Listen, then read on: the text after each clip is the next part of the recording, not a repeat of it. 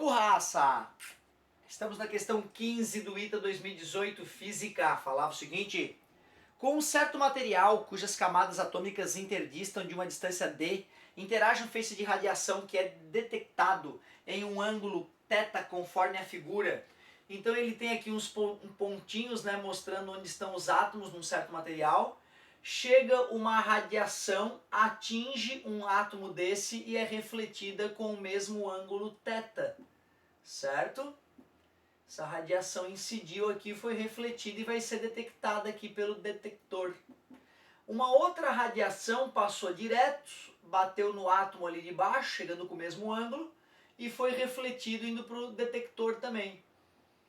Certo? Aqui tinha uma pontilhadinha e aqui eram os pontinhos mostrando então esse retículo cristalino, aparentemente, né, desse material. Tal experimento é realizado em duas situações.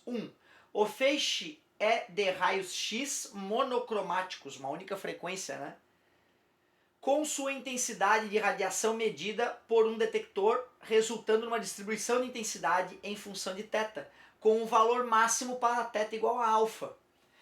Então beleza, se eu jogo o raio X aqui e esse detector eu detecto em vários ângulos a intensidade, vai ter situação onde a intensidade é máxima, onde ela é mínima, porque essa distanciazinha Dzinho, se ela for equivalente ao comprimento de onda da radiação utilizada, o fato de uma radiação ter batido na primeira camada, refletido na primeira camada de átomos, e a segunda radiação ter refletido na segunda camada de átomos, vai gerar uma diferença de percursos ΔX, né, entre uma radiação e outra. Se essa diferença for um comprimento de onda, eu vou acabar gerando então ondas idênticas ali no detector, principalmente, né, se eu considerasse uma radiação que refletiu nesse átomo aqui, ó, que ia se sobrepor a essa outra radiação.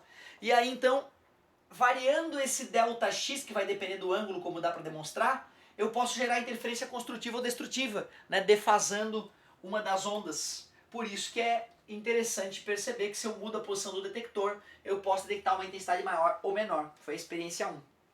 2. O feixe é composto por elétrons monoenergéticos. Os elétrons todos têm a mesma energia. Com a contagem do número de elétrons por segundo para cada ângulo medido, resultando no seu valor máximo para o ângulo θ igual a beta. Então tu vê, no novo experimento, em vez de ele jogar raio-x, ele jogou elétron. Os elétrons numa certa quantidade por segundo fixa, e eles todos com a mesma energia. Aí os elétrons vão sofrer reflexão da mesma maneira nos átomos e vão gerar o mesmo padrão. Os elétrons podem, né, eles podem se comportar como ondas também, né, segundo de Broglie, ondas de matéria, e aí pode gerar o mesmo padrão. Então ele, no detector de elétrons, né, ele pode gerar, né, detectar mais elétrons por segundo ou menos elétrons por segundo chegando, porque os elétrons podem interagir como ondas. Isso é bizarro, né? Beleza, assinale a opção com possíveis mudanças que implicam a alteração simultânea dos ângulos alfa e beta medidos. Então ele quer que a gente gere alguma mudança no experimento 1 e 2 que faça com que esses valores para intensidade máxima, né, seja da radiação de raio-x, seja do número de elétrons por segundo que chega, se alterem. Letra A. Aumenta-se a intensidade do feixe de raio-x. Olha, o detalhe é o seguinte: essa distância ΔX vai depender daquele ângulo alfa. Tu vê, essa distância aqui é D, é a hipotenusa. O ângulo alfa está ali em cima. Se eu fizer seno de alfa, é o cateto oposto, que é o ΔX, sobre a hipotenusa, que é essa distância Dzinho. Então esse ΔX é seno de θ vezes Dzinho. Se esse ΔX for igual a n lambda sobre 2, se o n é par, interferência construtiva. Se o n é ímpar, interferência destrutiva. Então n lambda sobre 2 é igual a seno de θ vezes Dzinho.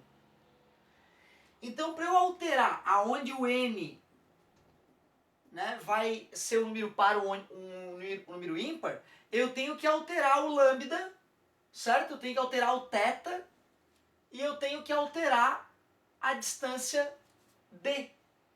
E eu tenho que alterar a distância d. São as opções que eu tenho para mudar a interferência sendo construtiva ou destrutiva. Ele está me dizendo em aumentar a intensidade. Aumentar a intensidade é aumentar o número de fótons, não é alterar o comprimento de onda, certo? Então já está falsa a letra A. Depois ele fala em alterar a velocidade dos elétrons. Olha, se eu altero a velocidade dos elétrons, mas compenso isso alterando o número de elétrons por segundo, eu posso acabar não interferindo também. Então, letra A, falsa. Letra B.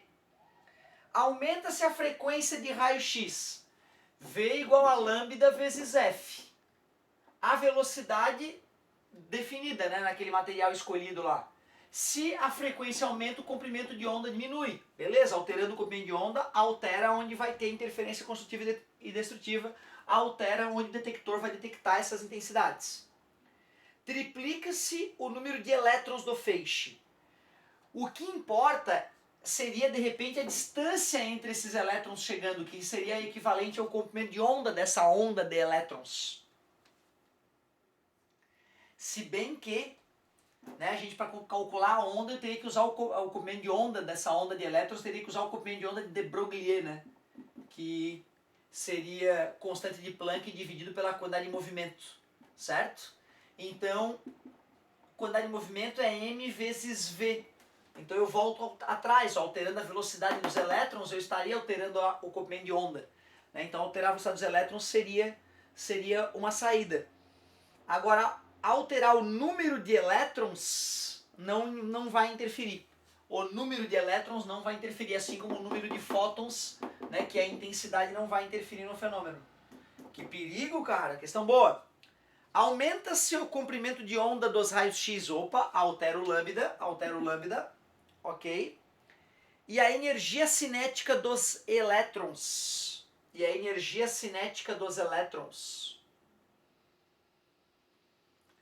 Olha, a energia cinética dos elétrons, né, considerando mv ao quadrado sobre 2, sendo que esses elétrons vão considerar eles não relativísticos, com a velocidade não muito alta, aí tudo bem, né? Alterando a energia cinética dos elétrons, eu estaria alterando a velocidade deles. Então me parece interessante, mas deixa eu ver as outras. Dobra-se a distância entre as camadas D. Outro material. Altera a distância D, altera a posição onde o ângulo θ vai gerar interferência construtiva e destrutiva. E o comprimento de onda dos raios X. Opa! Se tu dobra o D e dobra o lambda, não vai interferir. O N e o θ vão continuar os mesmos. Falso. Diminui-se a intensidade dos raios X. A intensidade é o número de fótons. A intensidade não faz parte desta equação que nos permite descobrir aonde interferência é construtiva, N par, aonde interferência é destrutiva, N ímpar. Interferência construtiva, N par, número, intensidade máxima, maior número de elétrons por segundo, N ímpar, intensidade mínima, menor número certo de elétrons por segundo. Na verdade, os elétrons se anulariam em determinados pontos. Então, me parece que a letra C é a única que me dá sugestões que alterariam os resultados dos experimentos 1 e 2. Bem legal, tem que manjar de interferência, tem que ter uma noçãozinha ainda, né, a respeito de física moderna para matar essa questão. Beijo!